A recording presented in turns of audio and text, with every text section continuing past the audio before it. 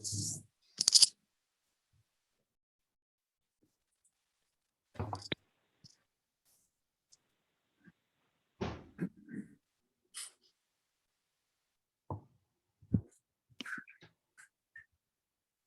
to go, Ron? We are good to go, yes. Very good. Thank you very much. Good evening, everyone. Everyone, thank you for joining us. Calling to order the City of Virgin's, it's actually the regular scheduled meeting of the City Council for June 22nd, 2021. Again, good evening, everyone. Are there any amendments to the agenda to start, folks? Matt, I have a few, just kind of some minor things. Go ahead, please, Mel. So towards the end of the agenda, items H, I, and J, there was nothing indicating whether or not they were decision items or discussion items. So I'm assuming that H is just a discussion item, but I and J, I'm assuming that those are decision items. I would agree. Ron or Brittany, does that sound right to you? Yes, hang on just a second. I is decision, J is not. J's a discussion item. Yes. Okay, Okay. thank you. And at the end of J, it looked like there's a little toe stubbing that the manager's report, somebody needed to hit enter or something after docs. Yeah. And get the manager's report underneath there, and the numbering got screwed up where it started over 1 and 2. So I'm assuming that manager's report is item 5 and mayor's report is item 6 and adjournment is item 7. I think that makes sense, Mel. Thank you. Okay. Sue? Hi, thanks. I actually had two things. In business C, I believe our July meeting is scheduled for July 13th, not the 23rd. And then I was hoping to add an item to accept a resignation and make appointment for City Council representative to the Recreation Committee. Thank you, Sue. That'll be item K.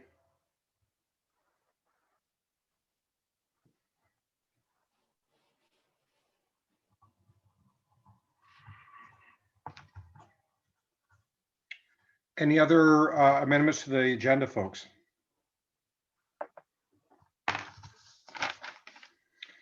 Hearing none, we'll move on along. Any visitors with us this evening who have business not otherwise posted on the agenda, please? Hearing none, moving on. Approval of minutes and warrants, the minutes from 6/8. We have a motion to approve the minutes from 6/8, please. I'll move to approve the minutes from 6/8 with the edits as shown. Second. Thank you, Sue. Thank you, Jill. Any conversation? All those in favor, please say aye. Aye. Aye. Aye. Oh, opposed? None. Thank you. Approval of the warrants for 6/22. May I have a motion, please? So moved. Thank you. Second. Any questions or discussion regarding the warrants from 6/22? Mel? Yeah, I've been watching the warrants as it relates to the air packs, and Ron had mentioned at the last meeting that the air packs had arrived, but and I have communicated with Abby relative to the coding of that bill, but I noticed that it didn't appear to be in the warrants. So I mean, that's a major chunk of money that I'm sure that they're going to be looking for. So I just wonder if we shouldn't somehow recognize that it's okay to pay that bill, but maybe Ron has something that he'd like to discuss in that regard. That would be helpful. We we're on top of that one. I just don't know that we've gotten the physical bill yet. The air packs are in. So do you as a council need to approve that expense in FY21, or that it is going to be expense to FY21? If it's in a warrant, it's in the next warrant. Well, I'm just trying to, yeah. how we can do this. Well, one of the things, Ron, you'll notice in the warrants this time that there's actually two sets of warrants. One set of warrants that are FY21 bills, and there's another, I'll call it a set of warrants. There's only one warrant there. It's about paying the VLCT dues, which is an FY22. And so really over the next couple of meetings, you're probably going to have two sets of warrants, one for the previous year and then one for the current year. Okay. So, but you know, Abby reached out to me really because of the orchestrating of how we were going to pay for those air packs. And anyway, I felt that she had the bill. She certainly knows how much it is. Well, she's right here, so Okay. we could even ask her. I bet she would Yes. respond. Hi, this is Abby. Yes, we do have the bill, and if you council members would like to specifically endorse the payment of that, I would appreciate it, and we can include that when we cut checks on Wednesday. Okay, so will I we think be there's sending out a revised warrant? Sorry, Mel, go ahead. No, I'm just saying that whoever made the motion to approve the warrant, if they could just recognize that there is that the motion approves the after the fact inclusion of that invoice for the air packs, and Abby can give you the amount of money and the vendor. It's like $147,000. So whatever Abby provide in that regard. Yes, I don't have it in front of me. It's about 100,000 or 186,000 to MEI, I believe. But I can. Perfect. Okay. That's perfect. Thank you very much, Abby. We'll include that in the warrants that get circulated. Who made the motion? I'm sorry, Dickie? I believe I did, yeah, and I'm happy to recognize that as an additional expense in the warrants. Okay, and then the second came from, I think, Ian. Any issue? No. Okay. All those in favor of accepting the warrants as will be amended by Abby to include the cost of the air packs, please say aye. Aye. Any opposed? None. Thank you. Thank you all. Okay. Moving on to business. FY22 budget presentation and setting the tax rate. Ron, it's all you. Great. Let me just grab a screen share here and bring everybody up to speed. Everybody see that? Yes. Great.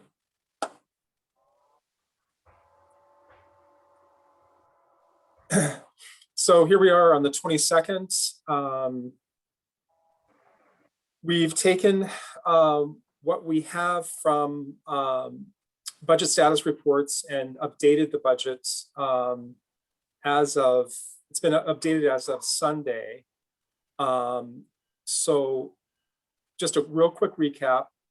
We know that we have $297,000 of a fund balance as we in FY21.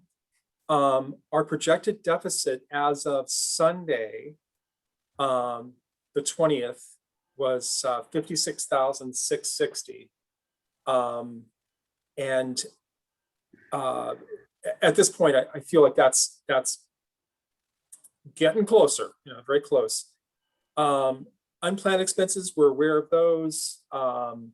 We know about some of the things that have been happening with the fire department, upgrading the air packs. That number is a little low, 163,600.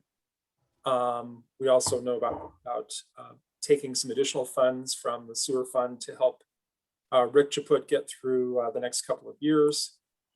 As we look ahead, no property tax increase is what's being proposed. The fund balance for FY22 has increased. The last time I showed it to you, we were in the 90s. We had some additional expenses. We increased the budget by another $10,000 for the contracts that we will engage International Association of Chiefs of Police with. We also recently, in the last day, had an additional $12,000 that we added. Chief Merkel determined that he needed to replace bulletproof vests for the union contract. So, but we also had a little bit of a windfall in that the state is paying us more for our pilot, for our payment in lieu of taxes, by another $6,000. So the fund balance went from 103 to 109, and that's what's being proposed for FY22. Of course, you know about our 3% salary increase that's built into that budget. Virginia's Police Department, obviously separate from that. Great windfall from Blue Cross Blue Shield, got a great discount. And then as we look ahead, I was mentioning I put some money aside for that community conversation that we're going to have about public safety expectations. And I do anticipate that we'll be working with the International Association of Chiefs of Police. I've been in touch with Jim Baker, who used to work for them, and have also talked to some folks in DC. So starting to get that kind of teed up. You've seen our charts. I'm just going to kind of whip through this.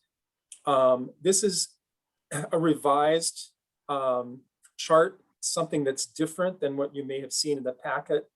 The packet was updated today around 4:45, something like that. And it reflected these changes. You can see that we're at, for FY22, as we enter the year, we're looking at $240,340 for a beginning fund balance, and the operating deficits with those additional bulletproof vests gets us to 109,970 and a projected ending balance of 133,370. We also went through last meeting the ARPA update. We know for sure we're going to get about $270,000 of funding spread out over 2 years. There is another 500, and all of the cities and towns in the state, with the exception of Burlington, South Burlington, are in the same boat. How money gets distributed to counties is still being worked out. So we have 270 in the bag for sure. The other 500, stay tuned. And this chart I put in that just shows what the basic 4 broad criteria are for eligibility of our ability to spend those funds, the eligibility categories. So we can go into that in a little bit more depth. What's interesting for us is that there is a category for sewer, and there is a category for assistance to households, small businesses, nonprofits, and businesses that are affected or that were impacted by COVID in the areas of tourism, travel, and hospitality. So something to keep in mind. And everybody knows what my key projects are. Just gonna kind of slip through those real fast. Okay. Any questions? So as we look ahead, what I want to do is go right to this chart. Can everybody see that? Yeah, this calculator is great. Thank you very much. So I want to acknowledge Abby Farrar. She and I kind of put our heads together both on Thursday and Friday. Abby has been in touch with the Addison North School District in trying to determine kind of how they're doing in their calculations. So we crafted this, and shout out to her. I also want to announce that Abby submitted her resignation today. She's giving us 2 weeks notice, and a bittersweet announcement, but it's a great opportunity for her. She's going to be working on the other side of the pond. It's definitely a much easier commute, and she lives in Ticonderoga, so I think she had a smile on her face when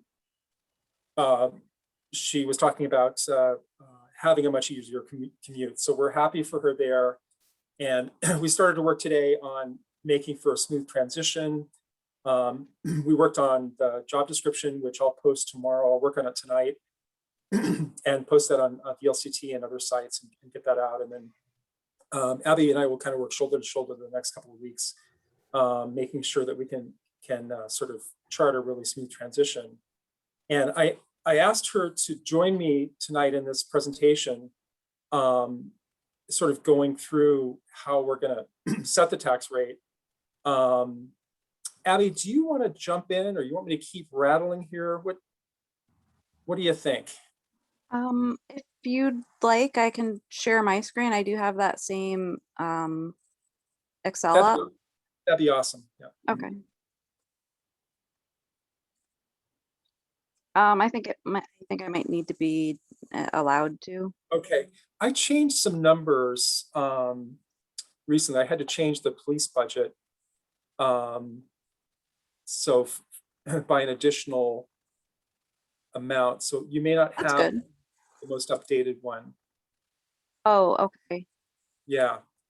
Do you, I think from the website, from your email this afternoon. yeah. Can you see mine? Yes. Okay. Shall we work from that? Sure. So if you want to start in the upper left, the fiscal year 22 general fund, Ron has kind of broken it down by department, broken down the expenses by department, each of which he's talked about throughout the past few weeks. Perhaps not so much the general expenses and voter approved expenses. The general expenses are sort of mostly council approved that don't fall into specific departments. The voter approved are directly approved by the voters, but altogether those are all the expenses that are funded by taxes. And then below that, there's revenues and property taxes being the largest portion of that. And so I will say this is all general fund. So there's no sewer revenue or anything in here. So specifically looking more at the property tax revenues, because that is what you're looking to raise with your tax rate. The grand list listed in the lower left, the 2.3 million, that is the current grand list approved after the grievance day. So all the change notices have gone out, any grievances have been filed, and that's where we're left. So that number you can't change. What you as the council can change is the tax rate. So by altering the tax rate, last year it was 0.92. So if you were to, Ron, would you mind changing that to 0.92? So if you keep the tax rate exactly the same, you can see to the right exactly what you'll raise for the upcoming budget. And then just for comparison, there's the last year's budget or this current year's budget. And you can see the difference there as well. So because the intention is most likely to budget a deficit, by keeping the tax rate the same and increasing the expenses, really you can still come out okay. So if you go above the tax rate, in the middle there, the proposed change in fund balance for fiscal year 22. So that kind of takes into account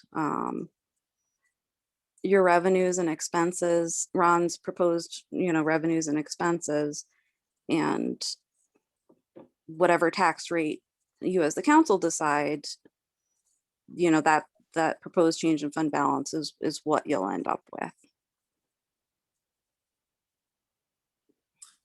That's Great. pretty much what I have to Thanks, say, Abby. unless there are questions. That was wonderful. Thank you.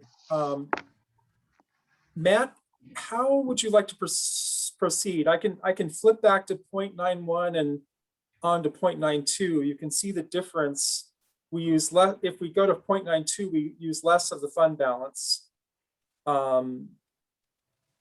Obviously, so I go to 0.91.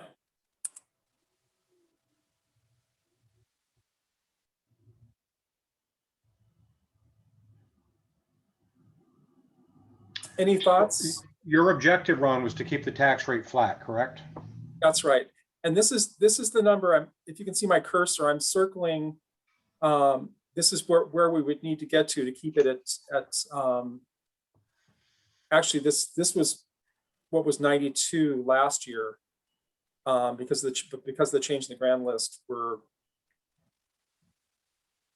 at 0.91. We raise this much, about $9,000 more than we raised in FY21. Thank you, Ron.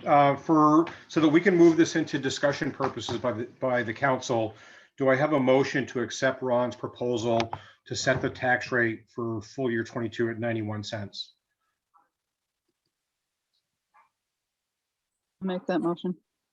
Thank you, Sue. I'll Does second. anybody- Was that Dickie? Thank you. Any discussion, please, folks?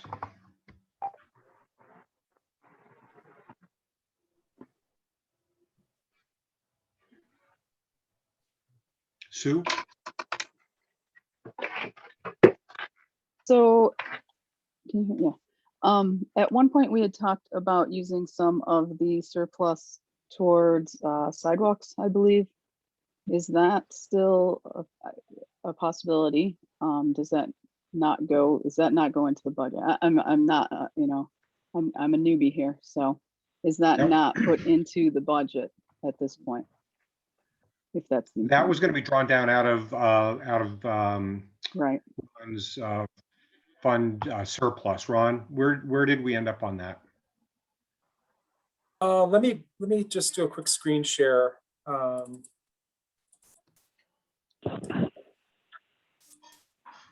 Let's see, here we go. So where we are, bear with me.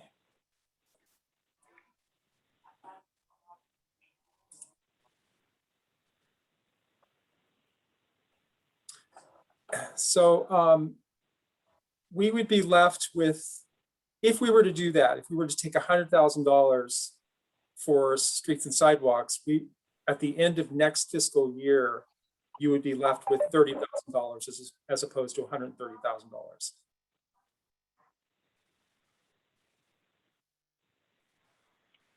And does that need to be? This was not included. Yeah. So in other words, Sue, I'm sorry to answer your question. No, it was not included in any of the plans for FY22. So if it's not included in the budget, is there a mechanism to still use that? I guess ultimately that's my question. We have the surplus. If we want to use it, does it need to be included in this budget, or is there another mechanism to use that in the coming year? I think we're just setting the tax rate this evening, Sue. And you know, aside from what Ron's already allocated out of the fund balance, it's not going to affect the tax rate unless we were going to take the 130 and apply that, right? So I do think, Ron, that, you know, the majority or a fair portion of the fund balance came out of DPW based on, you know, them maybe not being able to get as much done as Jimmy would have liked to last year. And I think Mel had suggested early on that, you know, we may want to allocate a portion of that fund balance back to DPW, and I supported that at the time, and I still do. But again, I don't think that has any bearing on us being able to set the tax rate tonight. Right, understood. Thank you. Abby, I'm sorry, you had your hand up earlier. Did you have? All set. Ron answered beautifully. Okay, thank you. Ian? So if we're just setting the tax rate, are we able to go back through and look at budgets afterwards? You can, but so the city council doesn't approve the budgets. We approve the tax rate, which supports Ron's budgets. I'm sure that you would be, you could certainly meet with him and discuss it, but we're setting a tax rate in that's going to, cover the expenses as Ron has them laid out. I understand that. I just recurring back to what Sue brought up and what we all, I thought, voted for. So that was my question as to why that felt that probably should have been in said budget. Thank you. Mel? So certainly the city charter does state that the city council shall set the tax rate. There's no question about that. But historically, the city council has formally adopted a number of, all of these budgets. And so I don't think that the budget really, I don't think that it's historically been that the manager has the authority to amend a budget. I think that there is, along with setting the tax rate, there is an adoption of a number, like I said, a number of budgets, the adoption of the general fund budget, the fire budget, the swimming pool budget, and the sewer budget. Those budgets typically are officially approved by the city council, and the tax rate obviously is only affects the general fund. Thank you, Mel. I'm sure your memory is better than mine on that. You've been through this a couple of times in several roles. So thank you. The other thing I wanted to point out is I know that there's been a lot of work on projections, and Ron believes that the FY21 that we are going to, in essence, from a fund balance position, that we are going to be roughly $56,000. We started the year with a $297,000 surplus, and he's projecting that based on projected revenues and expenses, that number is going to go down by $56,000. And I guess my question is really how confident is Ron with that number? Number one. Number two, we haven't heard anything about delinquent taxes. And as you know, Matt, delinquent taxes are very important as to where they stand 60 days into the fiscal year. And I'm wondering if there's any information in that regard, because I think that his projections are not taking delinquent taxes into account, which is actually can be good news or bad news. That's correct. Ron, any thoughts on that?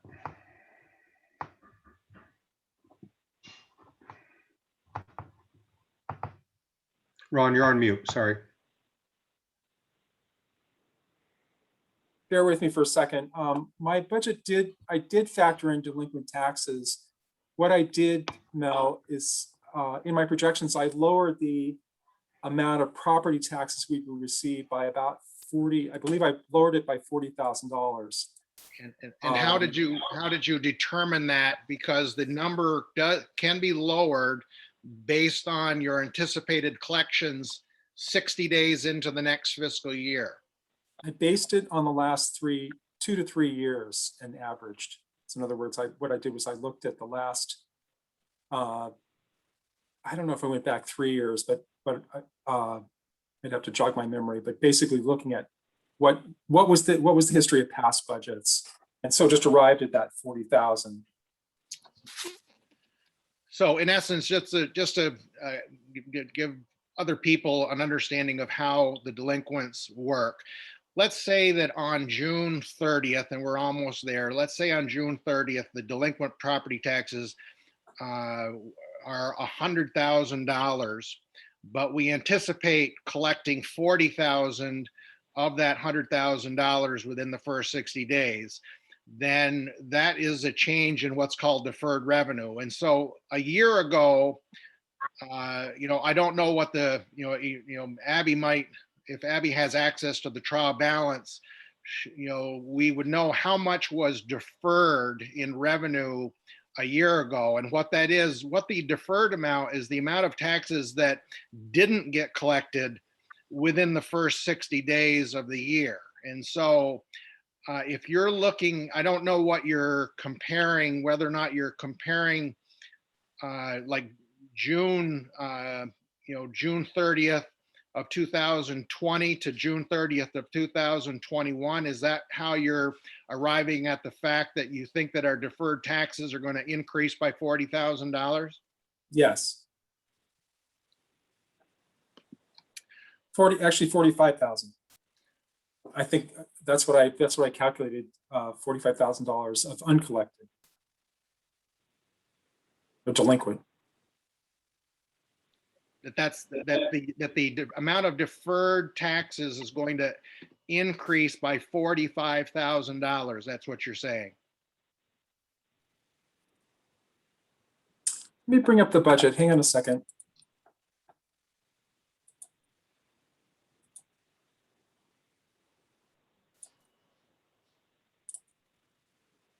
So when we did our calculate, oops, let's see here. Let me just have to find this. Why am I not seeing it?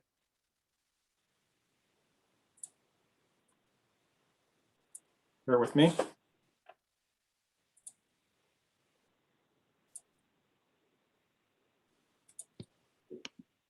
Okay.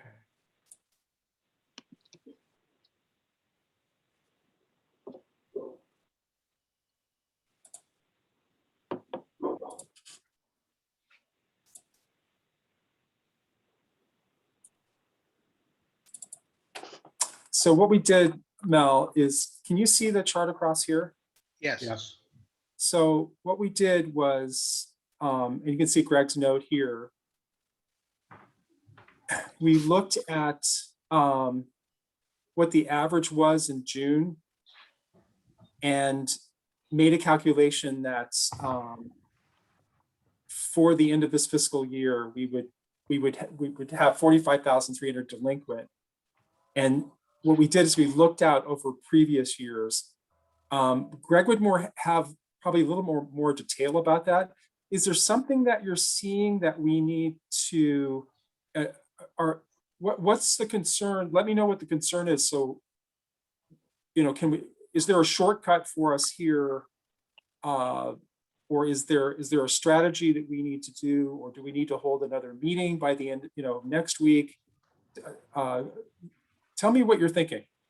Well, let's instead of totally focusing on deferred taxes, because it is a bit of an exercise. You have to go back to the year prior and find out how much delinquent taxes did not get collected on the 60th day of the fiscal year. All right. And Okay. then you try to project, whether or not the city's going to find itself in better shape or worse shape 60 years in. And obviously, it'd be, in a perfect world, we would have no deferred taxes. Everything would be paid in full by the 60th day, but we don't live in a perfect world. And so it's about forecasting that amount of deferred revenue. So you need to, and maybe Greg did this, is that he needed to understand the starting point, how much was deferred the previous year. It's regarded as a liability account. And because you have the receivable, but if you don't collect it in the first 60 days, it's considered a liability. So that's why that revenue is not recognized, but better yet deferred. And so it's really comparing one year to the next. So, you mentioned about waiting another week. I really would support I would support not acting on this tax rate this evening and make sure we do have some time. We do have another week before the end of the fiscal year.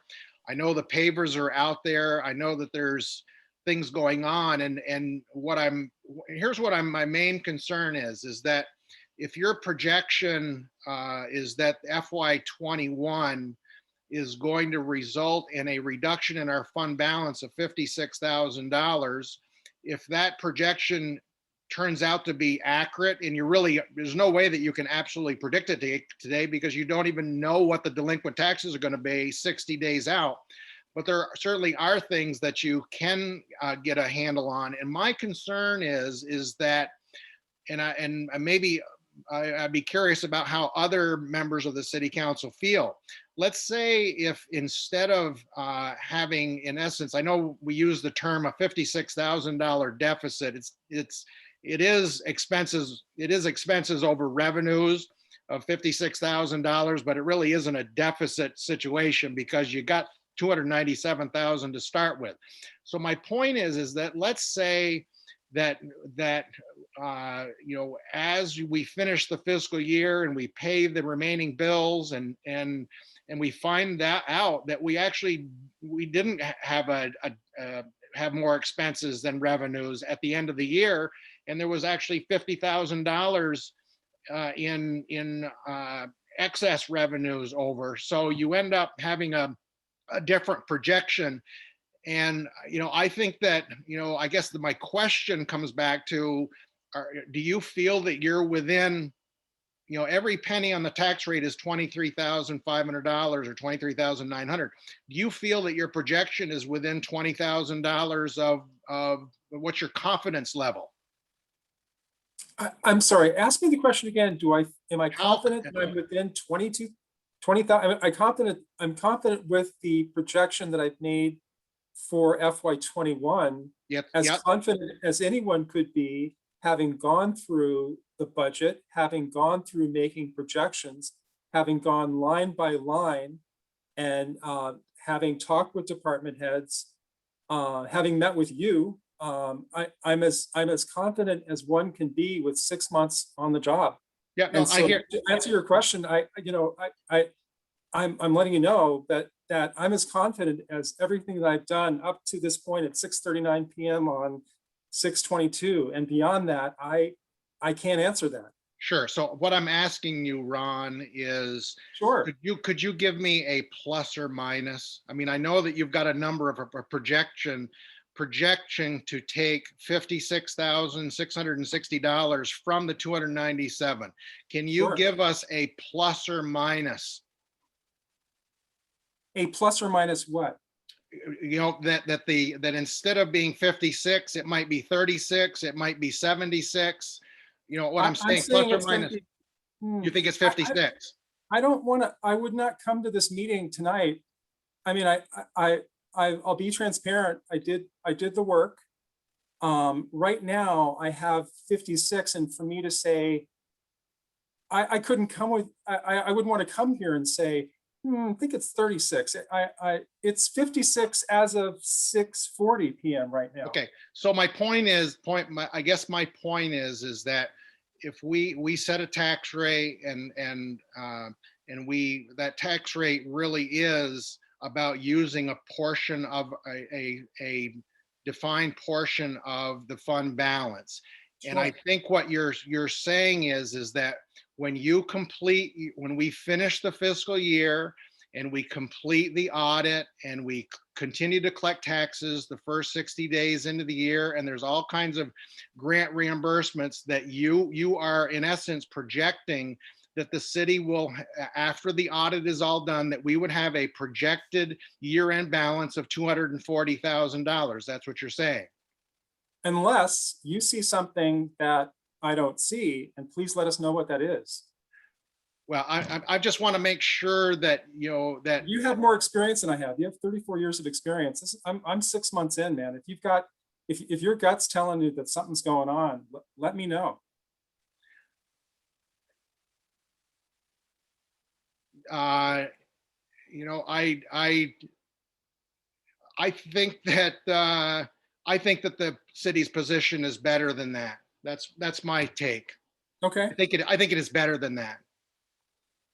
I really think that based on, obviously we don't even know what the paving bill is going to be, but in my looking at the revenues and expenses and your projections, I feel that our position is, when I say considerably, I think that we could be as much as $50,000 or more in a better position. That's my take on it.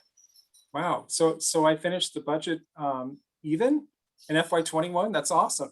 I mean, oh no, there's no question. I mean, Matt and I have joked about how your first year coming here. Let me tell you, we never had $297,000 in our life. I know. All right, and so my point is that if everybody, let's say that that I'm pretty confident that the number, let's say that I think that it is off by $50,000. If the other members of the city council feel, okay, that's fine. That's, $50,000. It's the equivalent of 2 cents in the tax rate. Maybe we don't need a tax rate of 91 cents. It could be 89, but we're going to go with 91 because we really don't have a perfect handle on our projections, and we wouldn't expect to have a perfect handle. So I guess what I wonder about is, if there's city council members like Sue talked about, maybe I thought we were going to spend some more money on paving, and Ian said we're going to spend some more money on paving. I guess what I wonder about is if we waited another week and got a little bit better handle on projections, and I'm not saying that you don't have a good handle, but there might be some better news. And could we possibly wait a week? Because if we find that we have an extra $50,000, that's how that can be put into paving without having the tax rate be something other than 91 cents. Ron, Abby has her hand up, please. Abby, go for it. Hi, thank you. I was hoping to suggest a possibility where, say you set the tax rate at 92 cents and it turns out that we're increasing the fund balance. Could the council then, in the middle of the fiscal year, decide to enter, into a new paving project that it had not budgeted for in order to spend wants to do without affecting the taxes? So using an unanticipated addition to the fund balance, Abby, is that what you're saying? Yes.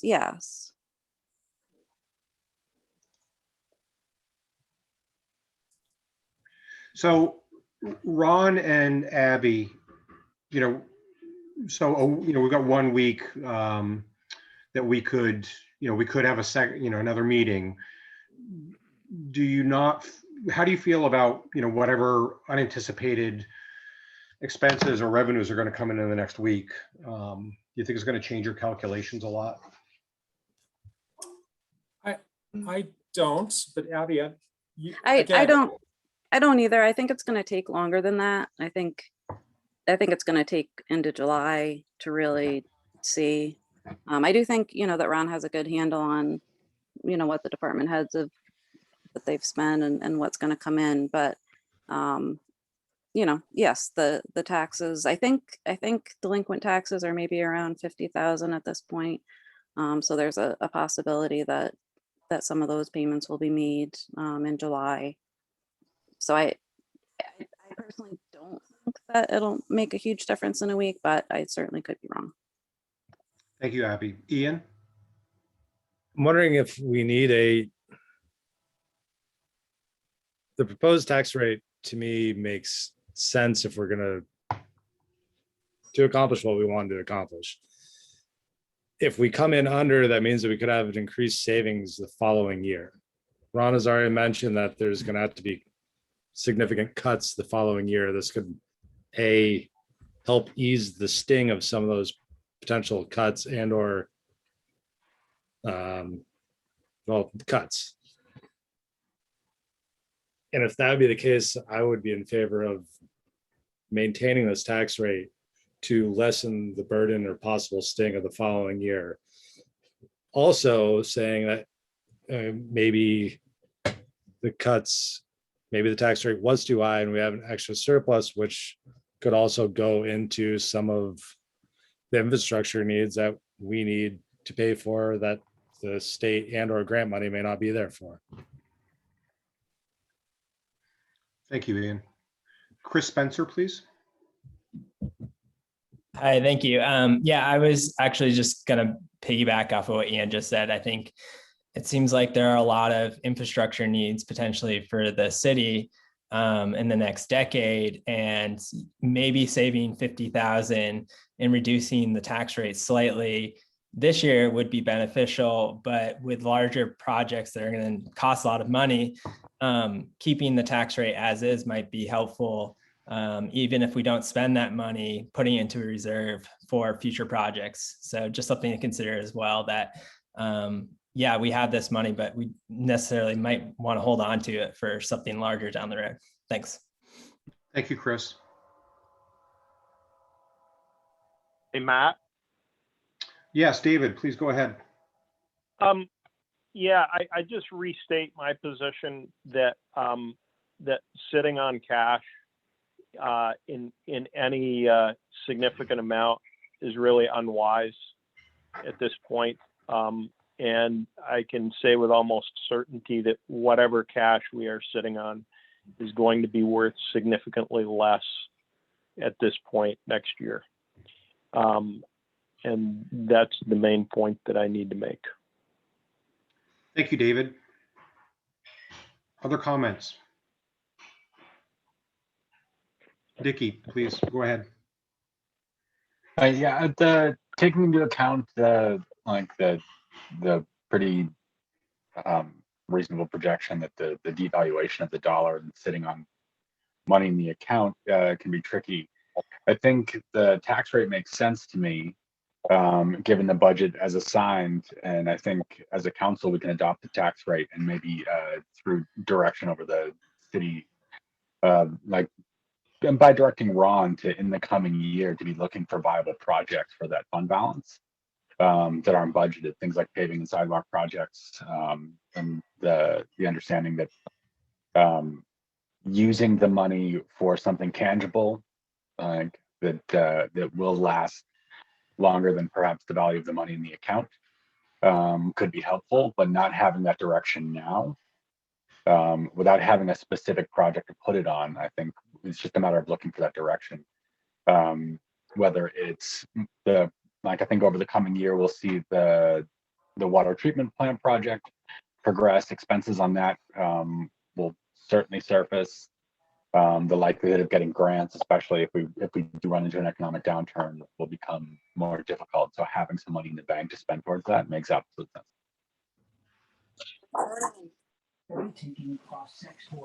Other comments, please.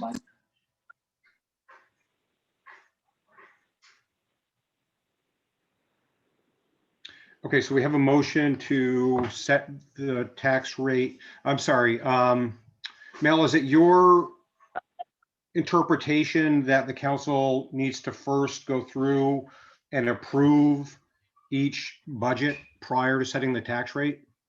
Well, I know that the auditors are going to be looking through the minutes to find out the budget that the city council adopted. I know that they're gonna look for that. And so I really think that typically the adoption of the budget would include very specific numbers for the four funds. You know, we don't for the general fund, fire fund, swimming pool, and sewer fund. I think that those four numbers should be either part of the motion of setting the tax rate, or they're separate.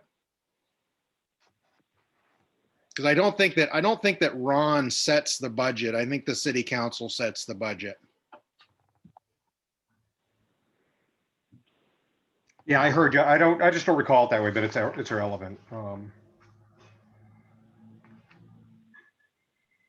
Okay, so we had an initial motion. Ron, Yeah, could Sue you, has her hand up. thank you. Ron, could you just pull up the budget sheets for those four funds so that we can ask for a friendly amendment to that initial motion? Sue, go ahead, please. Yeah, sorry, can I just ask a question? Yep. I noticed, if we're gonna go through each of these funds, I noticed there were a couple changes in the pool revenues, but there was no change made in the pool expenses, and so the fund ends with a $643 balance, whereas the rest of the funds are zeroed out. So I just wanted to ask about that. Yes, we are projecting more revenues in FY22 than originally we had seen. We are already seeing an increase in revenues in FY21.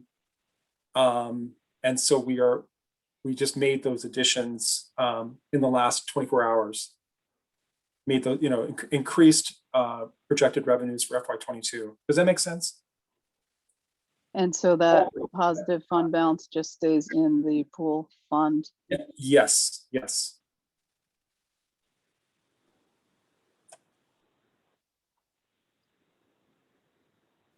Just show you where it was. We're seeing an increase. We added a scholarship category, and our season passes we're projecting are going to be daily admission, a few other categories. So Now that's fantastic, because I'm sure the pool will have some expenses in the coming years. So. yes.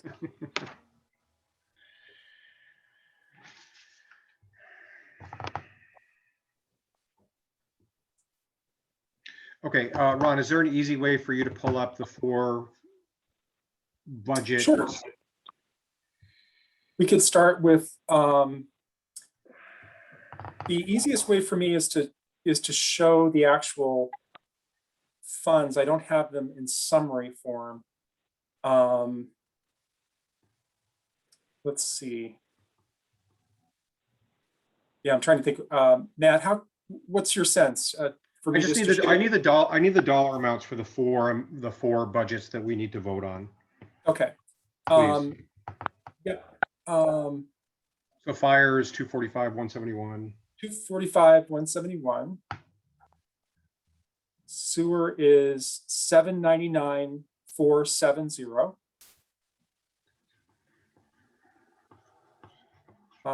The pool is 51157.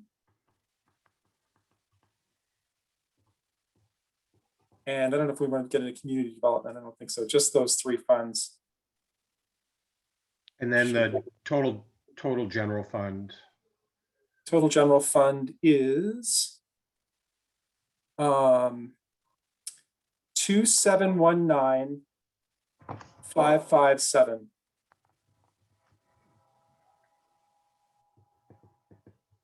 Okay.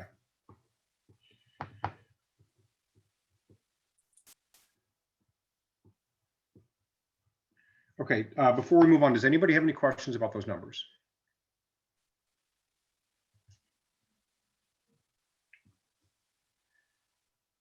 Okay, could I ask for a friendly amendment? Yeah, Mel, go ahead. Yeah, during our budget discussions, I certainly do recall the discussion about possibly increasing the paving budget, which I think somebody else mentioned that we should look at sidewalks as well.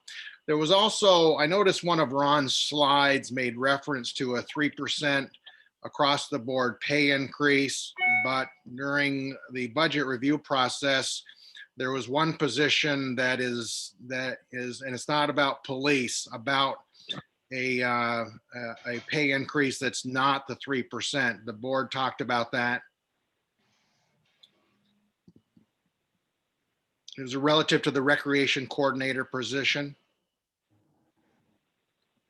I know that the question came up, and I think Ron had answered that. And it was based primarily on cost of living increases, or minimum wage increases for staff. Is that correct, Ron?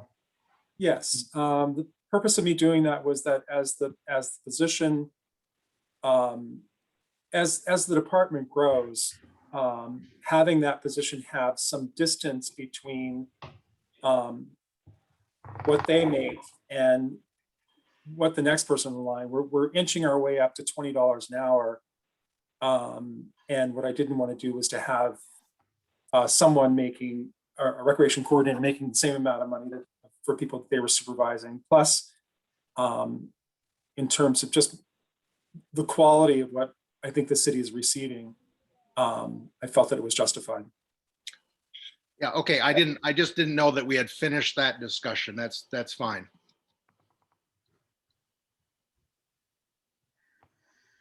Okay, so who made our initial motion, Sue?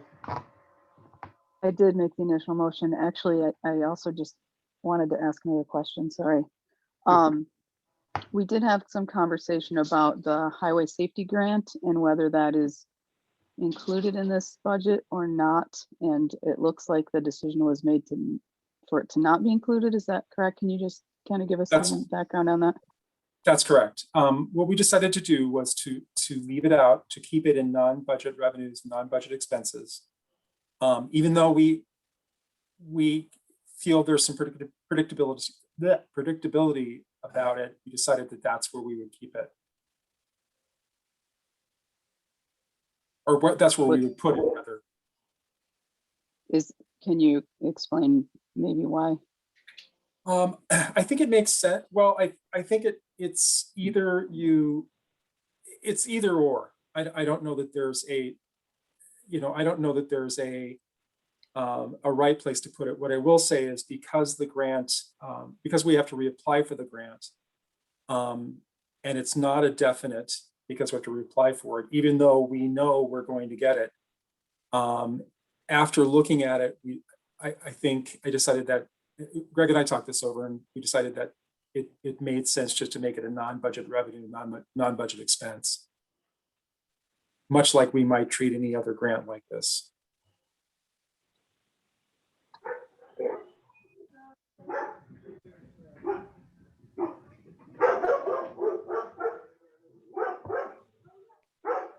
Sorry, Matt, did you want me to amend the? Yeah, Sue, I was wondering if you would please amend your motion to set the tax rate to include an approval of the budget at the general fund at 719,557, fire fund at 245,171, sewer at 799,470, and the pool at 51,157. Yes, I will amend my motion to include those numbers and the approval of the budgets. Thank you. And Jill, were you our second this time? Dickie was. Thank you, Dickie. Is there a rate that's included in this motion? The rate was 91 cents. Okay.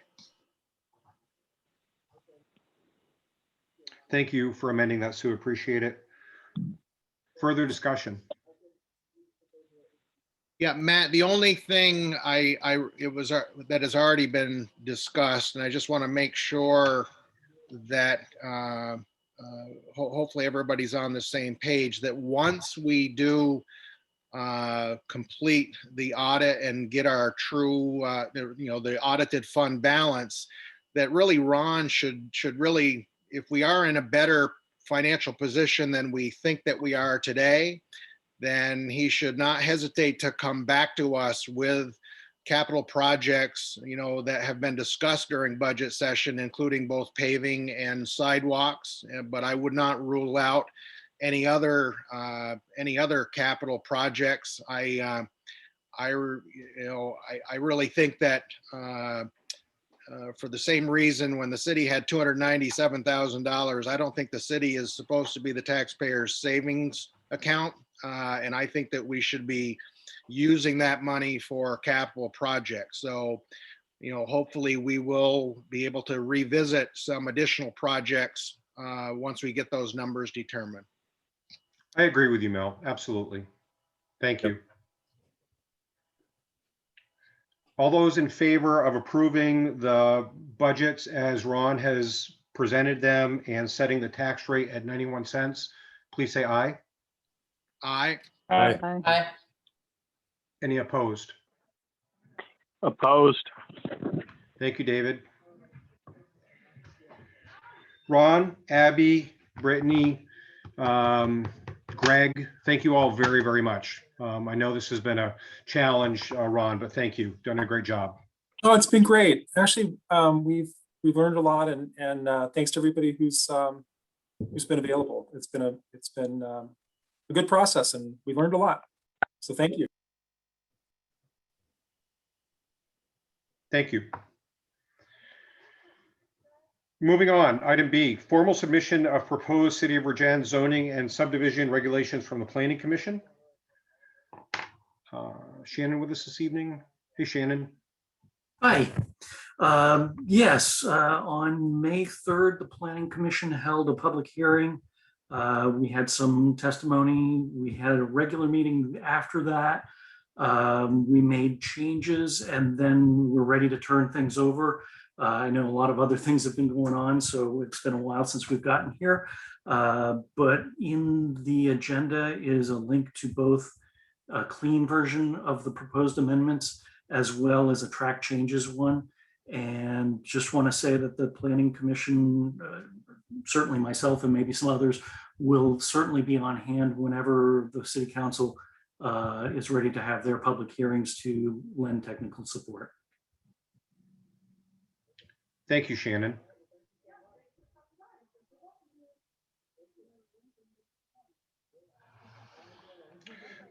So those, I'm sorry, moving on.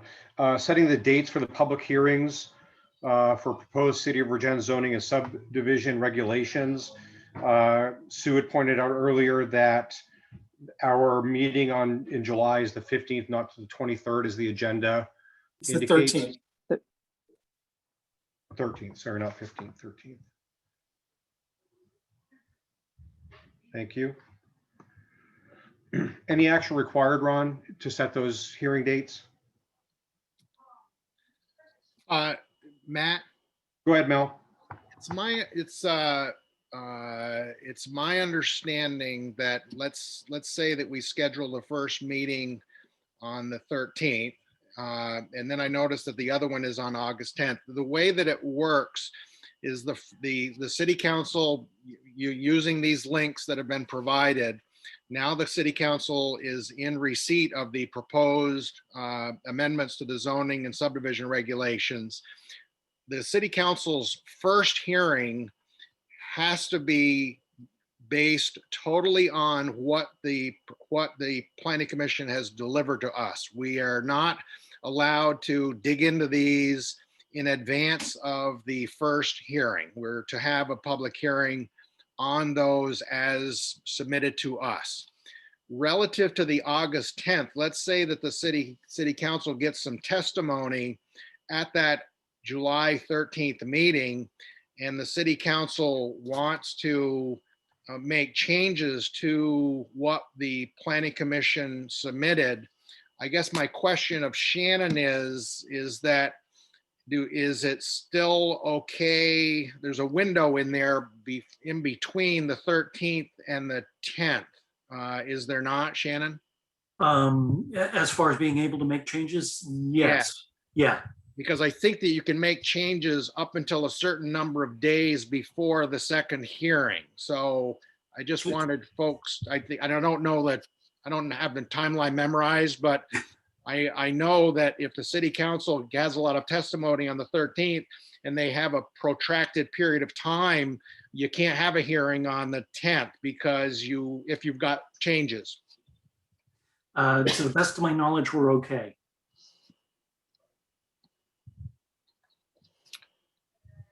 So that's on the assumption that when we have our hearing on the 13th, that if the city council wants to change something, as long as it's done within the next week or so, that would be fine.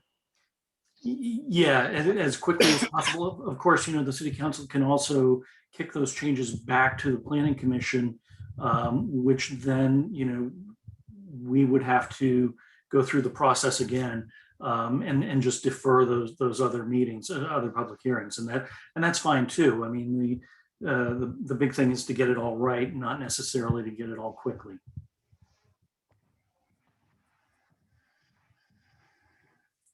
So Matt, I'll make a motion that the city council set the public hearing dates for the proposed amendments to the zoning and subdivision regulations for July 13th and August 10th. Thank you, Mel. Do we have a second, please? Second. Dicky, thank you. Any discussion? All those in favor of Mel's motion, please say aye. Aye. Aye. Aye. Any opposed? Carries. Thank you all very much. Thank you, Shannon, as well. Item D, appointments of delegates and alternates to Addison County Regional Planning Commission, ACRPC, from July 1, 2021 through June 6, 2022. Suggested delegates to the ARPC are Shannon Haggett, Cheryl Brinkman, and we have alternates, which are 2 vacancies. Do we have a motion to appoint Shannon and Cheryl to the Addison County Regional Planning Commission? So So moved. moved. Dicky, I'll take yours as a second. Sue, thank Second. you very much. Any discussion? All those in favor, please say aye. Aye. Aye, and thank you. Yep, thank you to Shannon and Cheryl very much. Thank you. Thank you. Moving on to item E, appointments of delegates and alternates to the Transportation Advisory Committee, or TAC, for a 1-year term from July 1, 2021 to June 30th, 2022. Suggested appointments to the TAC, Brent Rakowski, and an alternate being Shannon Haggett again. Do we have a motion? So moved. Dicky, thank you. Second. Thank you, Jill. Any discussion? All those in favor? Mel, go ahead. Does Sue Rakowski have a conflict of interest? I was just asking that, and I honestly don't even know what he does there. So if you need to abstain, I'm happy to. I can assure you that there's no direct or indirect financial interest in that appointment. I can assure you that. Well, it does give me some evenings to myself, so, Well, then you do have a conflict of There's your interest. personal interest.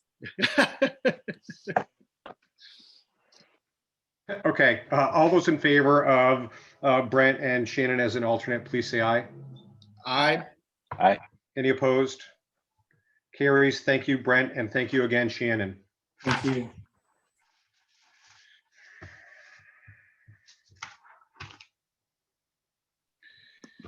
Item F, recommendation to merge the Basin Committee with the Parks and Rec Committee. Alderman Austin has brought this for discussion, please.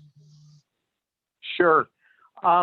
Yeah, I've had several discussions with different folks regarding this, and being that the Basin Committee did not have a budget per se, and the rec department does, it makes sense at this point to incorporate the Basin Committee into the Parks and Rec department.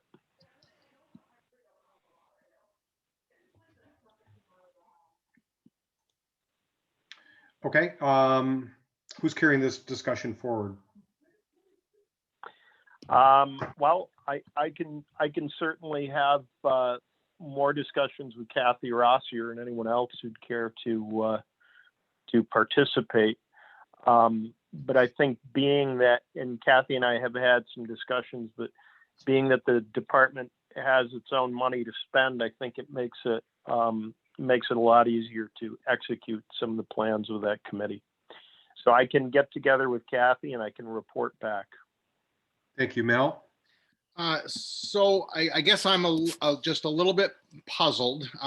So first off, the agenda says recommendation to merge committees. And what I wonder is, I know that a few months ago, the city council, I think it might have been in September, the city council appointed someone to the Basin Task Force.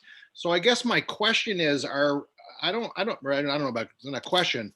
I don't think that we're merging committees. I thought that what we would be doing is that the mission, if you will, and purpose of the Basin Task Force is simply going to be like the Basin Task Force is going to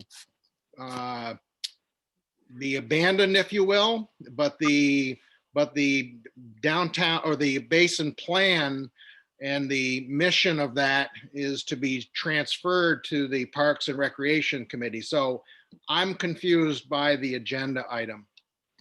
Thank you, Mel. That's my understanding as well, Mel. That's what we're talking about, or that's my understanding of it anyway. Thanks, guys. So in essence, we're talking about that the Basin Task Force would cease to continue, and the mission of the Basin Task Force be transferred to the Parks and Rec Committee. That's correct. So I'll make that. Hold just 1 second, please, Mel. Dickie? Yeah, I was actually just gonna, I think, mirror the same sentiment that it seems that the Basin Task Force would be being dissolved, based on the understanding that the Basin Task Force was focused on a park, and that concept would fall under the purview of the Parks and Rec. I like the word dissolved better, for sure. Thank you. Sue? But I'm sorry, Dickie. Please go ahead. Oh, no, go ahead. Sue? Is there a stated mission of the Basin Task Force, like a formal one, or is it just taking care of the basin? Mel, was that task force a mayoral? Yeah, yes, it was, and there is a mission and there's a document. I mean, there's a lot of work product that went into it, and it's just makes sense to have Parks and Rec carry it forward. They have money. Is there, David, can you point me to where I can find that mission or that document? City website. Yes, I'm on the website. Yep. I'm not sure I'm not on a computer right now. I'm on my phone.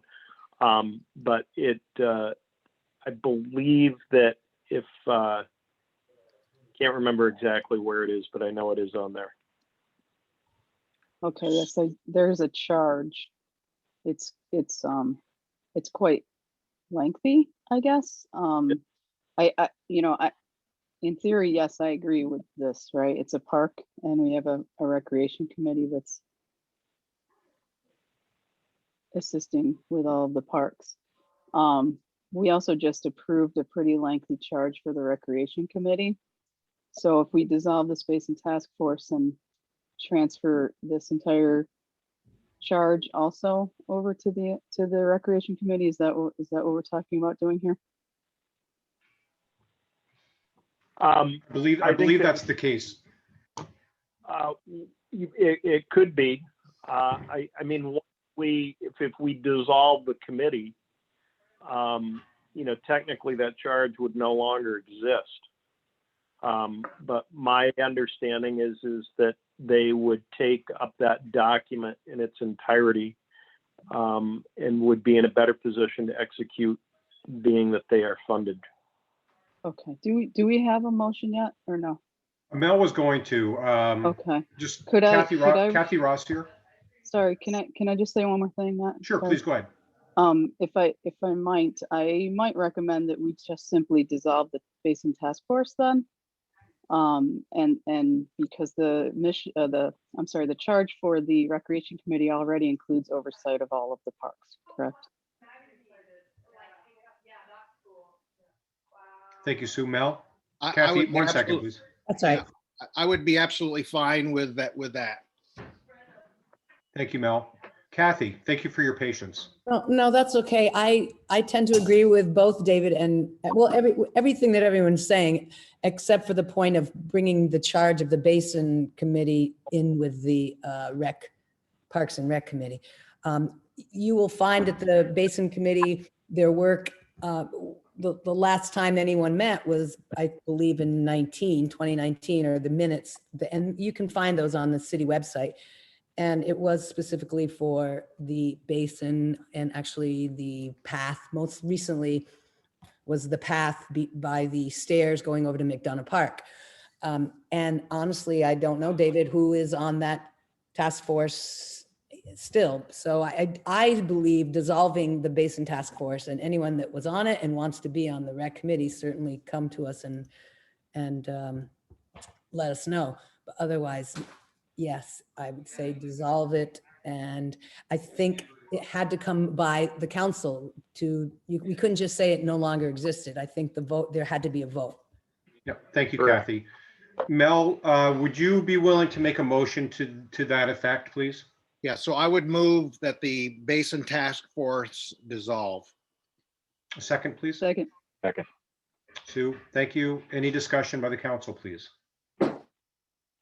All those in favor, please say aye. Aye. Aye. Aye. Aye. Opposed? Thank you, Kathy. Thank you, David. You're welcome. Thank you, David. You're welcome. Item G, presentation of full year 22 priorities, pavilion update from Kathy Rossier, Chair, Parks and Rec Committee. Good evening again, Kathy. Good evening. I will try to be brief because I know this has been a long meeting. Ron, can I share my screen? You may, you're all set. Okay, hold on. So I'm just going to go through, I'm not going to get in presentation mode because I'm going to try to whip through this. So we as a committee voted on certain priorities to work on for this FY22. And the first one that I wanted to share with you was obviously the Park Pavilion project, phase 1, that we are, I say, pretty heavy into right now because we have done lots of fundraising. We have gotten the site plan provided by Brent Rakowski and Otter Creek Engineering. We have Pete Zalonis, our structural engineer, on board with the initial design, and Tim Parent, who will look at the whole excavation and concrete development of this pavilion, of this project, of this phase 1, and the upgrade of the electrical service by GMP. So that's what we're working on with this pavilion project. And if you look at where we are with fundraising, I don't know if you can you see this? Yes. Okay. So this was the phase 1 total, 287,850. The Hale Family Foundation will give us 191,000 if we raise 95,950. So to date, everyone, we have raised $85,000 business and private donations. We are doing this raffle for a freezer full of food, which could bring in another 7,500 if we sell all 300 tickets. And I encourage you all to take your checkbook out and donate to this raffle. We have already raised 4,500 for the with the freezer full of food raffle. So we have raised almost $90,000 so far. And we are looking at the left to be, I'm just thrilled that we're less than 5 figures to raise for the phase 1. And this Saturday, there's a concert at the Pavilion site from 6 to 8. And I know this is too small, but many local musicians have donated their time to come play for all of us down at the park. So Mel, you want to comment now or question now before? Talking about Matt, not me. Yes, Mel? No, I don't have any comments. Oh, I'm sorry, your Okay. hand's up, I You think. got your nice little pretty hand All right. up. Okay, All so right. I'm gonna go through what we have received from Pete Zalonis so far. So this is a rendering, the skate park being here, of the pavilion as the very first draft of this pavilion. 63 by 172, something like that. 73 by 160, Glenn's got it. And this is the opposite view, and just to show you the rafters and the opening This won't be an opening, but this is what it would look like. With the skate park here as well. This is the internal piece where we'll have 3 basketball courts. They'll be high enough.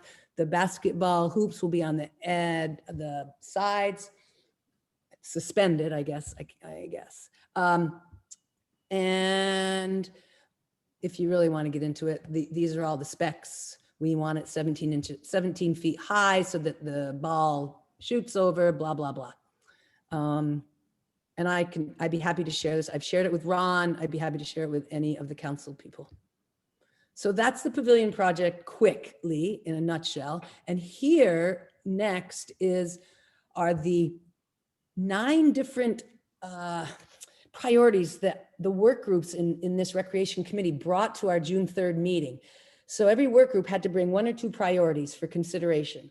We voted on them as a whole committee. And the top 3 that got the highest votes there was the Virgins Connector Trail, a skate park redesign, rebuild, and pool inspection. So from all of us, we felt that this should be our charge for FY22. And with the Connector Trail, we've already started working on that. As you know, we tried for this RTP grant back in February and we were not awarded it, but we are going to submit we're going to resubmit next February. And to date, the expenses that the city considered, that the city gave was the archaeological assessment, the wetlands delineation, the archaeological testing that we have to do now because there's sensitive areas, and the trail design by Timber and Stone. All that the city has given for this will be part of the match if and when we get this RTP grant. And we feel a lot more confident coming into it for next time around. And also all the volunteer efforts, we've already started clearing. So this trail that I don't know if I can just remind you, it starts in New Haven Road in the city land, and we go all the way, the boardwalk through the wetlands, through this edge of the high school to the parking lot. And this is called Connector Trail East. So it will connect New Haven Road with Moncton Road.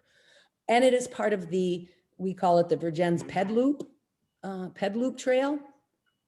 So any volunteer effort, which we've been doing actually on weekends, will also be considered and counted toward part of the match for this grant. So thank you for all of that. And the other piece, besides the trail, is the Sam Fishman Memorial Pool inspection. So I guess in 2016, there was an inspection, but that was more about the water quality issues and the chemical issues. And it was money well spent by the city of $4,500. But now we need to look at the structure, the surrounding deck, underneath, why there are still bubbles and cracks. Is it normal wear and tear? Can it be remedied? Or are we looking at such an aging structure that we need to really put a great deal of money into it? One idea that was offered was to install this PVC membrane system, which is over $100,000. So our priority for this year would be to, number one, find an inspection company. Lisa Casey, who is on our committee, has worked very hard trying to find, and Kim Buckley as well, find a company that can do that. And they wanted me to say tonight, if any of you know of any company that does such a thing, that they would be willing to call if we could get the resource. Anyway, so that's one of our major priorities for FY22. Next is the skate. Oh, and I'm just going to show you. These are some of the pictures from the 216 that were apparently, I haven't fixed them, but Mark Koenig and Michelle Eccles are patching these every year, along with some of the side cracks. And this is not due to water quality. Whoops, this was not due to the water quality. And now we have our third priority, fourth priority, I should say, and this is the skate park. Now, these are pictures I just took today because I wanted you all to, if you haven't been there, the skate park is, it's used a lot. The surface where kids want to skate or scooter is just terrible, bumpy asphalt. There's actually places where you can't skate. The backboard or the graffiti, I call it kind of artwork. There's a lot of need here for repair, but we are very fortunate to have a very active group of citizens who are skaters that want to help. So the idea is that Veterans Memorial Park is the hub. So we have the skate park, we have the basketball courts, we'll have the pavilion, we have the pool, we have the trail that is going east, then tennis courts. So for this to be a recreational hub, making improvements to this skate park is an important component to developing this recreational hub. So some of the recommendations that the citizens who are avid skaters would be to resurface. If we're resurfacing over here by the pavilion, the proposed pavilion, we don't want those skaters going over to the pavilion site to be skating. So we want to give them, offer them a surface that is conducive to being able to skate and scooter. Some of the, they call them elements, some of the, I don't know, half pipes, whatever, need updating or replacing.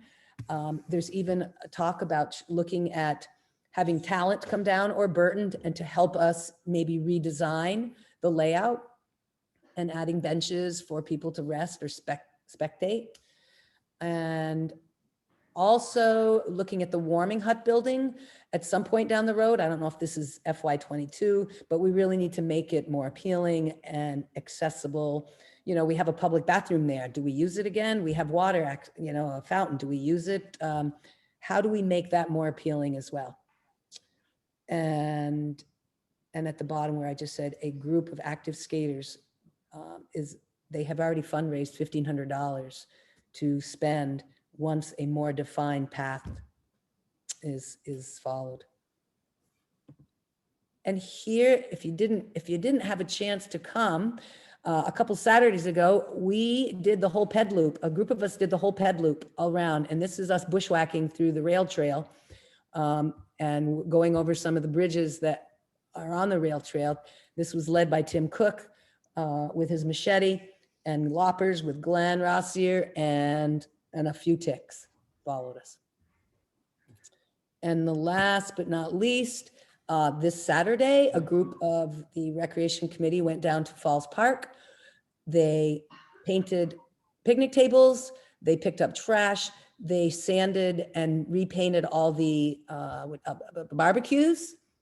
And actually someone went down and pammed or oiled all the grates down there. And it was a great work morning. So that's it in a nutshell. I tried to go quickly but our three priorities are actually, I should say 4 priorities are looking at the pavilion, the connector trail, the skate park, and pool inspection. Thank you. Kathy, that's great. And congratulations to everybody regarding your very strong performance on fundraising. To be only, $6,400 away at this state is terrific. So great job. Yeah, I will say that we have kept in close contact with the Hale Family Foundation, and they are pretty impressed. Great. Well, thank you.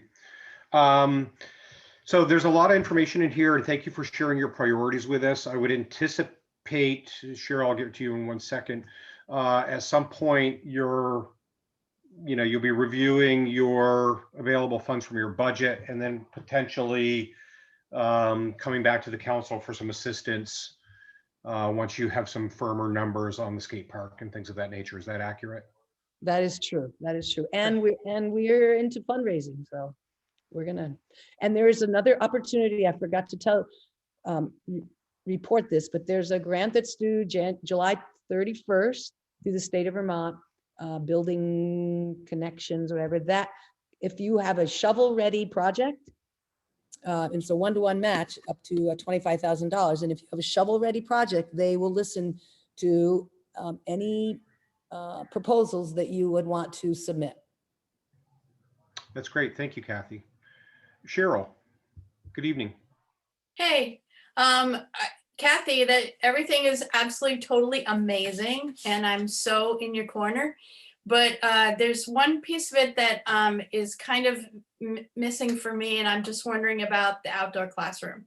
So I spent so much time and effort with the outdoor classroom, and I'm just wondering why that doesn't seem to be like folded into this project in the park, because the pavilion that you're talking about almost looks like it's gonna like go right over the entrance of the outdoor classroom. Yeah. And the outdoor classroom, which is absolutely right for so many of the objectives that you have. I just went on the Robert Frost Trail this last weekend, and there are so many nice spots in the outdoor classroom that would be absolutely perfect for a bench and a poem to relax with. And it just feels like that's kind of missing. The trail that you're mentioning has no connection that I could see to the actual outdoor classroom. Actually, Cheryl, it does. And Oh, good. It does connect, the boardwalk connects. And I agree with you totally. The outdoor classroom trail and the outdoor classroom space is just as valuable as the connector trail, or, and the fact that it does merge, it makes it even more valuable. The reason we aren't talking a lot about the outdoor classroom is because it's school district owned, and this is city owned properties that we are dealing with. But it does not mean that we have a great collaboration with the Addison Northwest School District. They have given us their blessing about adding the trail along the perimeter of their fields. And we do have a lot of conversation going with the school, but that's probably why I didn't expand on the outdoor classroom, is because it is school. It's not Virgin's property. Yeah, the very entrance spills over into, because of the triangle. So the entrance of it does spill over into the city property, but just that piece of it, I completely understand. And I can tell you there's absolutely some cement in there to anchor a picnic table. Should you be interested in putting one there, I can show you exactly where that cement pillar is. So I think this is fantastic. And, maybe I'll try to show up on your meetings at some point so that I can advocate for the outdoor classroom, which is near and dear to me. And just aside, Robin Newton, who is part of our rec committee, and she is very, very dedicated and very passionate about both the outdoor classroom and the pavilion and the trails. Yes. So we're all on board. Thank you. At one point, Robin and I made a quite the duo. So I applaud your efforts. Thank you, Kathy. Thank you, Cheryl. Thank you, Cheryl. Thank you, Kathy. Any other comments for the Recreation Department? Kathy, thank you very much for your presentation this evening. I appreciate it. Moving on to item H, Watershed Recreation Reserve Fund Review and Update. Ron?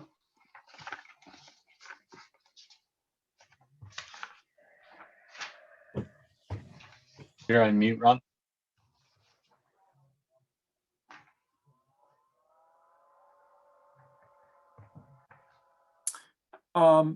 I would like to pass this for a second to Mel. Mel, you have lots of experience in this area, and I know that this was something that we wanted to have on the agenda. Are there some things that you'd like me to focus on tonight? Not necessarily, Ron. The policy makes I noticed that you included the policy in our packet. Right. The policy makes reference to the city council reviewing the income, or the what is available. That would have been the purpose of discussing this. But just so that some of the other members of the city council know this, and Kathy certainly does. The discussion relative to the available funds in the watershed fund is a little bit complicated, and I don't think the golf courses were open at the time, so I used some of my time to backtrack to when the reserve fund, there it is right there. So I went back to 2012 when the reserve fund was reset at $350,000. And then, using some reports that Abby had provided me, was able to backtrack all of the revenue that has occurred since June of 2012 and take a look at all the appropriations so that the Recreation Committee would be aware of, there's a number down there of available balance, I think is like $31,000. And so the only thing that this report needs to happen is, you'll notice that it ends on June 30th, 2020, and it's to roll in activity that has occurred during FY21. And so it really, maybe that's what you have down there, because I know that the council has allocated some money towards the connector trail east. And so it's just that the earnings, that this report just needs to be updated with activity in FY21 so that the city council and the recreation committee know what is available from this fund. So it looks like that additional information on the bottom there, Ron, should kind of complete, at least on the expense side. We just need to show the revenue that has occurred on that fund through the fiscal year. That's awesome. Thank you. That's really helpful. So Mel, do we want him to update the expenses and revenue and come back to us in July with an updated number? You certainly can. I can tell you, Julian Sessner, I don't know if he's here, but he's the liaison from the Recreation Committee, and I communicate with him from time to time. I think it'd be good if that extra year gets put in, and it isn't anything the city council needs to do, but certainly the city council should be aware of the available funds, and I'm sure that Kathy and her committee will come up with some recommendations for the use of those funds. Perfect. Good. Thank you. Any questions from the council regarding any of that? Everyone's got it. Good. Thank you. Moving on to item I, authorization regarding U.S. Department of the Treasury coronavirus state and local fiscal recovery funds. Ron? This is a form that we are required to fill out. Abby has been very stalwartly monitoring our requirements we have to access the ARPA funds. And tonight what we need to do is to have you approve for me to be your representative. Abby, I just want to make sure that I have that correct, but this form basically just you give me the authority to receive the funds. Yep, to receive the funds and be the point person for them. Does that require council signatures, Ron? It doesn't show signatures, but we wanted to have you endorse that.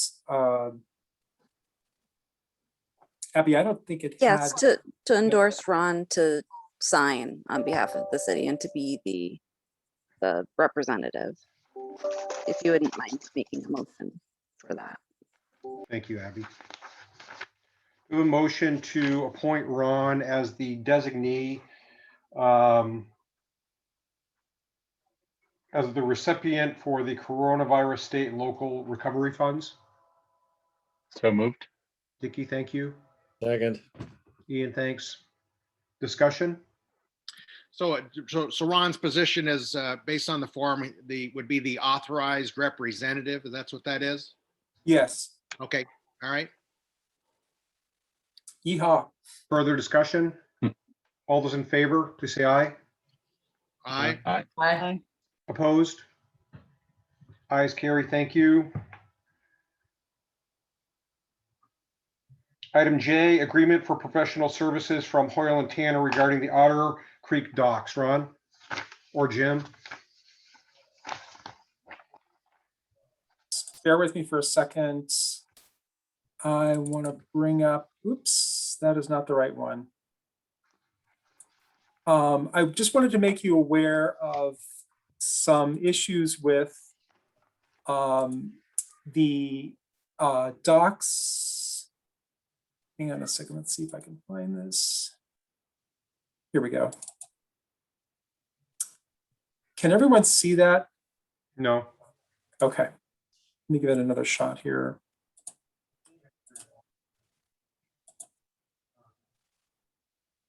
Here we go.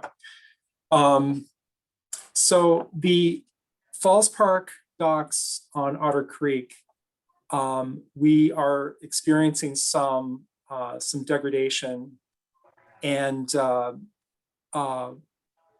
is Jim Laro available tonight? I know Jim, you had tuned in. I don't know if you wanted to weigh in on this one, but in talking with Jim, probably about a month and a half ago, he determined that he didn't feel that side of the creek was safe to be able to put the docks in. And so we embarked on a plan to try to repair them, and have been doing some research. And so we've kind of landed on what we call sort of a short-term plan and a long-term plan. The short-term plan is to make some temporary fixes to those what they're called steel sheet piling retaining walls that have been literally driven into the ground, and so the degradation has happened there. We have some temporary fixes, I think, that would get us through for the next couple of years. We've gotten one estimate so far. It's around $5,000. And we believe with that fix, we're comfortable. I think Jim Laro is comfortable with this approach that would allow us to tie the docks up on the Falls Park side. Long term, and I've included a copy of something that Hoyle Tanner provided, would be a condition assessment. And it's really having a structural engineer take a look at the docks and to develop what really amounts to a preliminary plan with a very preliminary budget of what it would take. I wanted to have that for the city so that we would kind of have a game plan, so the idea is, let's try a short-term fix for this summer and beyond. But long-term, let's start thinking about, what's involved, what kinds of structural issues are there, and what's all the regulatory coordination we'd have to do, both with the state and with the feds, and what would it cost? And that way, that'll give us a little bit clearer idea kind of moving forward.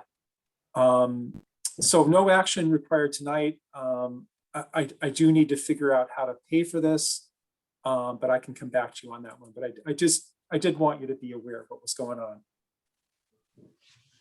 Thank you, Ronnie. Matt, can I add a couple things? Oh, please, Jim. Absolutely. Yes, yeah, absolutely. Yeah. So we met with Jonathan, and I think we can safely secure that wall so we can use it. Like Ron said, for the next couple of years, he's going to try to secure the wall and beef it up a little bit. And then we're going to build a pressure treated deck over the top of it to make it safe for the people to be standing there. Mel, do you remember what the cost was on the McDonough Drive side?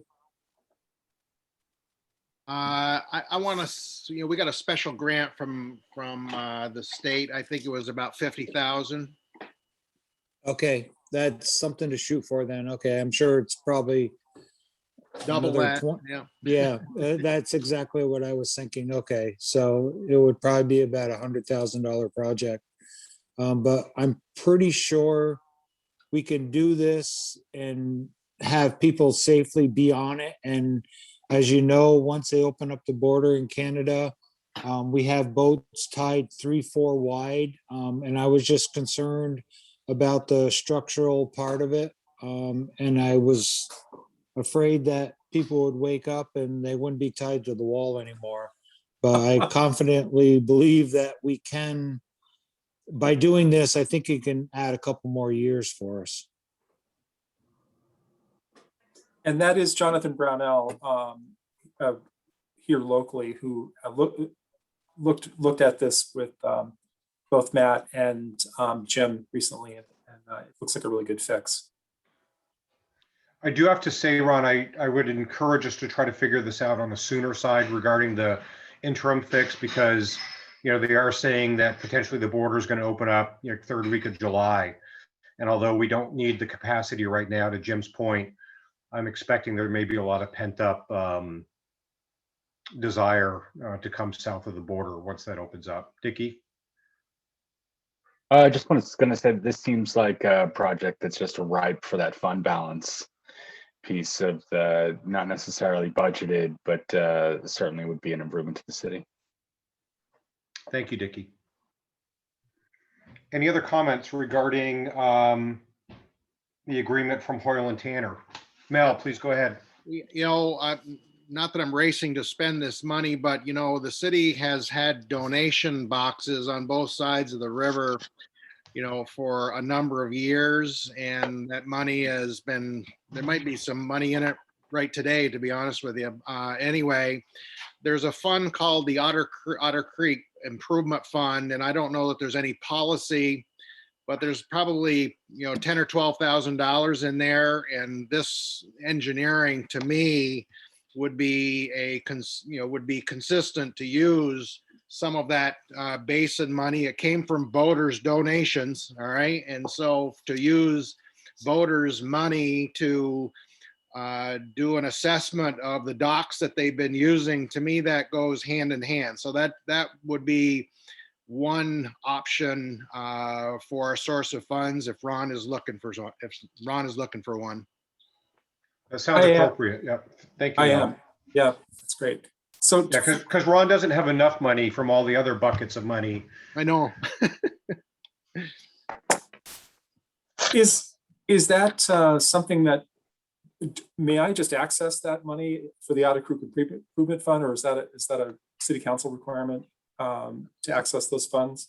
Well, there's no, I am not aware of a policy for that fund. I just know what the title of the fund is and what the revenue source is from those donation boxes. So, okay. I don't, I mean, if we want to move on, and use that money, all it takes is a motion.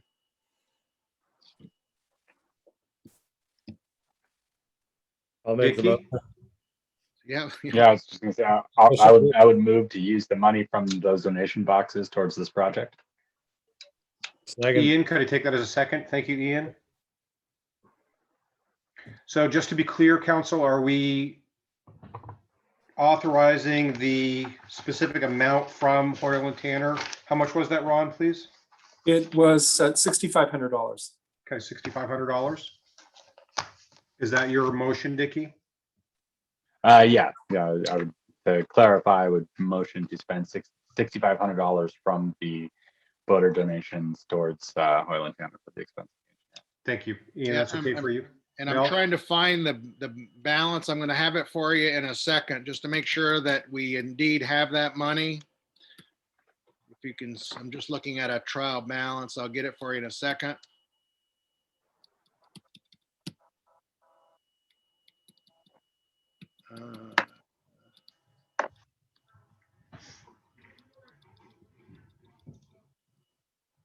So the Otter Creek Basin account as of June 30th, 2020 had $9,272.15. So I don't know how much money has been put in there since, but we're safe.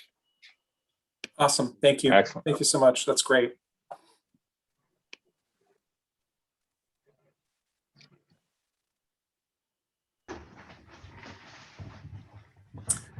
Sorry, And guys. that's my report. That was your manager report, Ron? No, that's. Oh, we still need to vote on the motion, yeah. Yeah. Oh, thank you, Dickie.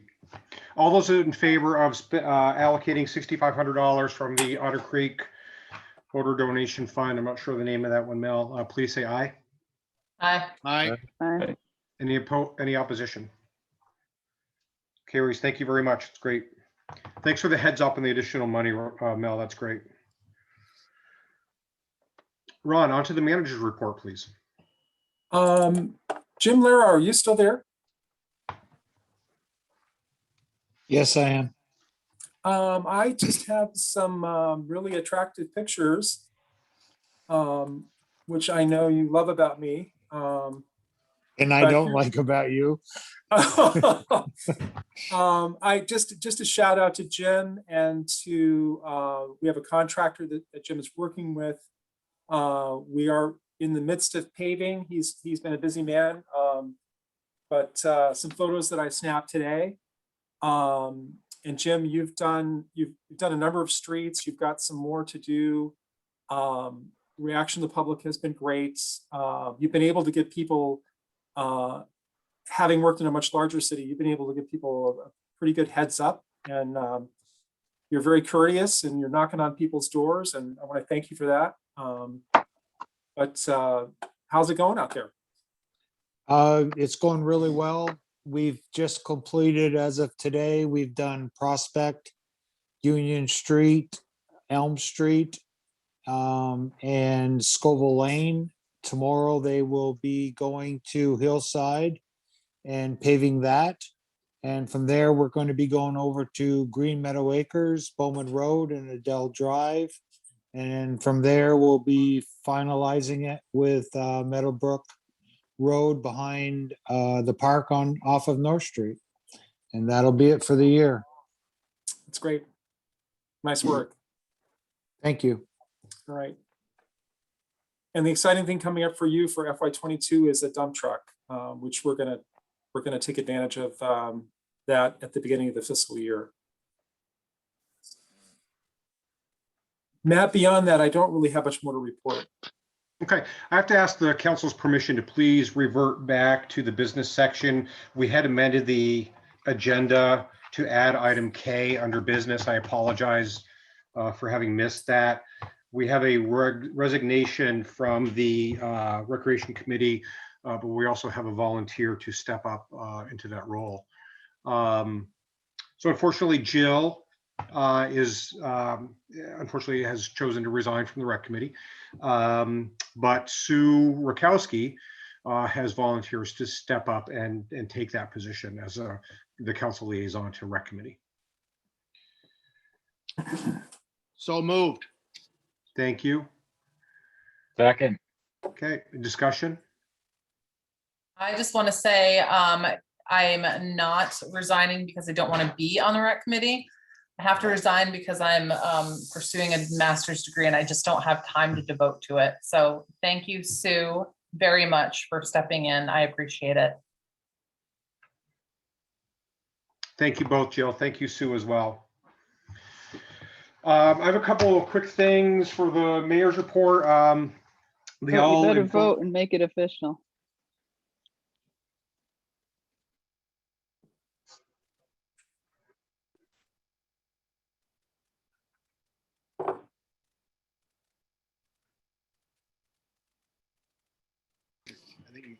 I think Matt is frozen.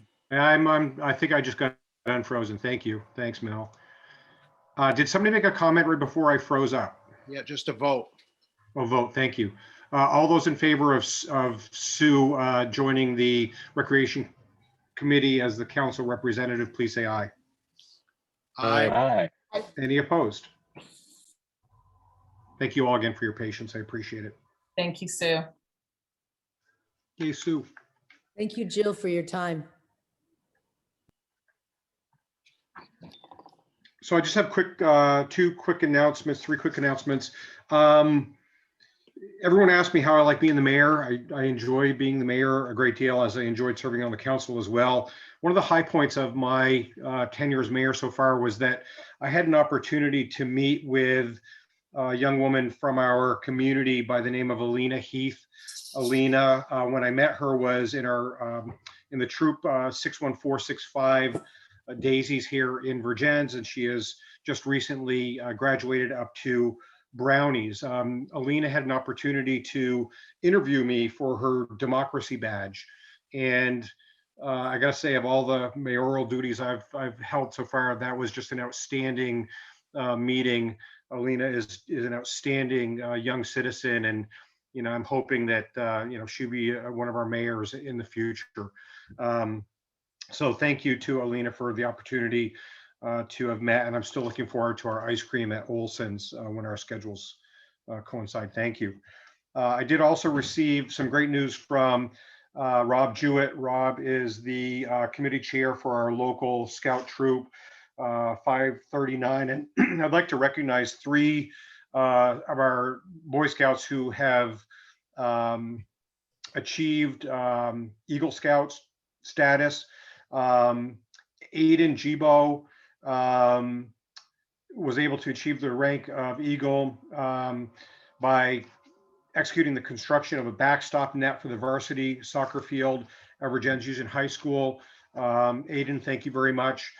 You'll be receiving a letter of recognition or certificate of recognition from the city for your fine work, and congratulations on achieving Eagle Scout. Second Scout to achieve Eagle Scout is Tyler Jewett. Tyler was instrumental in the construction of a snowmobile bridge on a portion of the vast trail over in Windham, Vermont. I thank Tyler and congratulate him as well for achieving his Eagle Scout status. And our third is Zachary Batola. Zachary has achieved his Eagle Scout status, and his project was the construction of picnic tables for the Boys and Girls Club right here in Virginia. So thank you very much also to Zachary. Appreciate your service to your community already. Sue, please go ahead. I actually believe there were 4. I think Adam Sawsville as well. I just don't want him to miss his shout out. Thank you very much. I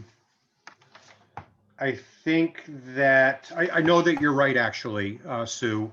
And I think there was a comment maybe about him being a Waltham resident, not a Virgins resident.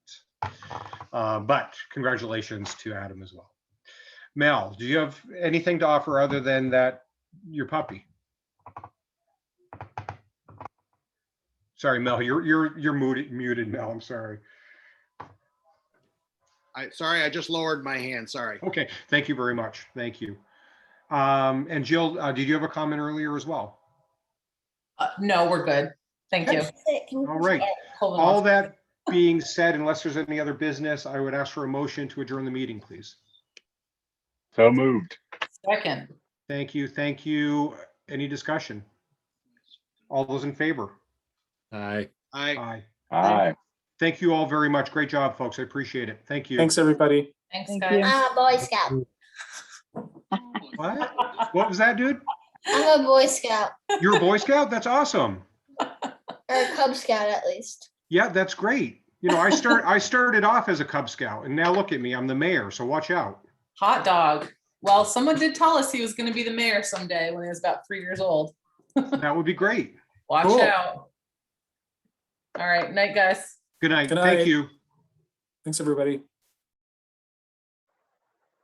Bye, Aaron.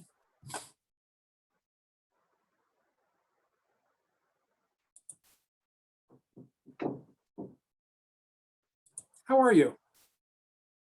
I'm doing all right, man. I'm just trying to stay consistent as the last one out. Yeah, Look at that. All I right. know. I threw those other guys in the waiting room. Good. Things are okay with you? Yeah, we're cruising right along, like adjusting to restrictions lifted. Yeah. And then yeah. Well, what is a good time to pop over tomorrow to do the Boys and Girls Club thing? Yeah. Oh, and the recording is still on, if that matters. Oh, God, you're right. Let's see if we're off. I think she may have turned us off here. Let's see. Yeah, it looks like I'm gonna stop.